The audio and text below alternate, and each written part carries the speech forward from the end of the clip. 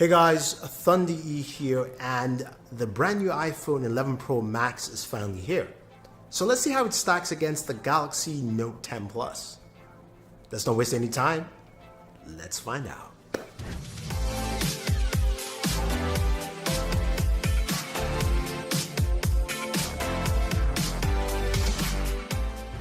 So Apple's iPhone 11 Pro Max is finally here. It's the latest iPhone device. It's now called a Pro because Apple feels like this line is more pro user in mind. And there's an 11 Pro and the 11 Pro Max. But we're looking at the 11 Pro Max because how does it stack against the Galaxy Note 10 Plus? That of course is the Pro device, and that device we know has a lot of features, but let's look at the 11 Pro Max first. It comes in 4 new colors. Well, there's a gold, there's a new space gray, there's a white, and there's that midnight green, which I do like that color. So let me know what you think about the colors, because I'm leaning towards midnight green. Might pick something else. In terms of storage, we're looking at 64 gigabytes. Yes, 256 and then 512. So Apple is still keeping the same scheme, if you will.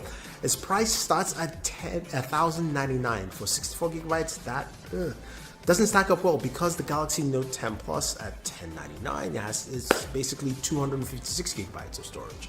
Well, let's look at the display. The iPhone 11 Pro Max has a 6.5 inch display. It's called a Super Retina XDR display. The reason for this new naming is because it's got a bunch of new features. There's HDR 10 support. There is also Dolby Vision support on this. This display has a huge contrast ratio of 2:1. It's also got max brightness in terms of nits at 1200, regulars at 800, so that's pretty high. It's a vibrant display. Just like the Galaxy Note 10 Plus display's vibrance, I think the max nits is about 1000 to 1100. I could be wrong, but it's a super bright display. So both displays have nice brightness, colors, the things you're looking for in a display that you love to see.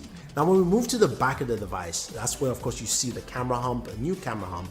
I'm using, of course, a dummy model here in this video, but what you do have is a triple camera setup. First time iPhone has gone to that. The Galaxy Note 10 Plus has always had a triple camera setup, and that's something new for Apple.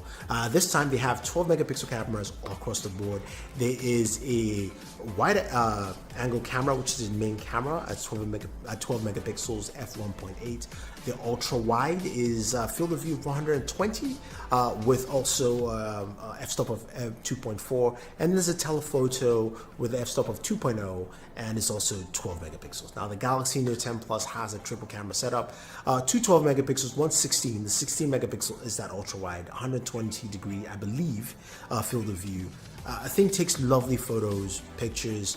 I'm going to do, of course, we'll do our camera video, of course, on the iPhone 11 Pro Max to see what it actually brings to the table. Now that we have a newfound camera bump on the iPhone 11 Pro Max, I've got a few cases from my good friends at Spigen that I really like. The first one is a liquid crystal case. What I like about it, it's flush. It basically balances out with the raised edge of that camera bump. And of course, you've got protection all around. This, of course, is a see-through case, so you get to see the colors of your iPhone 11 Pro Max. Now, the next case here is the Rugged Armor, which is a case that I love to use. It's got that tough feel, TPU feel all around. Nice protection on your iPhone 11 Pro Max. You've got that center cutout to show you the new iPhone logo. Of course, we're using our dummy version here, but you get the idea of how this fits with your iPhone 11 Pro Max, and this should go a long way. But the camera on the iPhone 11 Pro Max is packed with a ton of features. All 3 cameras can record 4K 60, and Apple says your images will still look the same across the board, which is pretty nice. We'll see how that stacks up. It's got a night mode similar to the Galaxy Note 10 Plus, except the Note 10 Plus night mode is something that you can switch to. This is automatic on the iPhone 11 Pro Max. When it gets dark enough, it will switch over to night mode for you. So we'll see how that pans out with his photos, but there's this new next generation Smart HDR to give you better photos, and apps like Filmic Pro allows you to record with all 4 cameras on the device, 3 at the back and 1 in the front, in 4K 60. Yes, the front-facing camera now records at 4K 60. It's also a 12 megapixel camera, And that camera allows you to record slow motion. So get ready for slow-fis. I guess slow motion selfies is what Apple is calling it, slow-fis on Instagram. It's gonna happen because now you can record slow-mo with the front-facing camera. But that's pretty nice. Now there's cinematic stabilization that does 4K, 1080p, 720.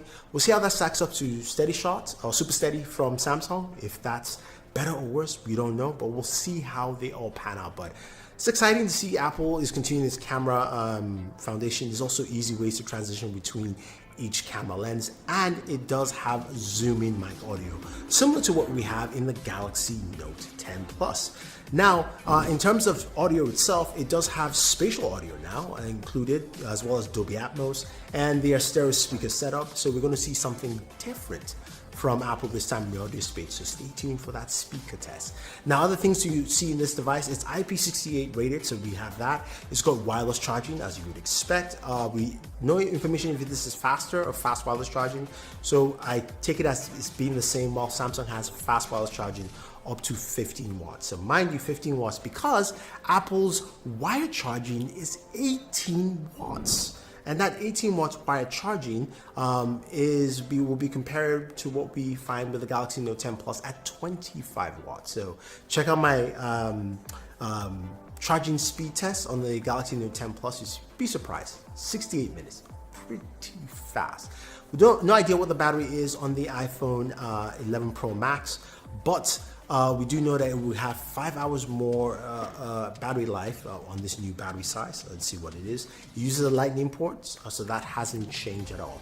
Now on the Galaxy Note 10 Plus, just a few things to mention. We know it does have a lovely display. That display on the Note 10 Plus is a 2K display.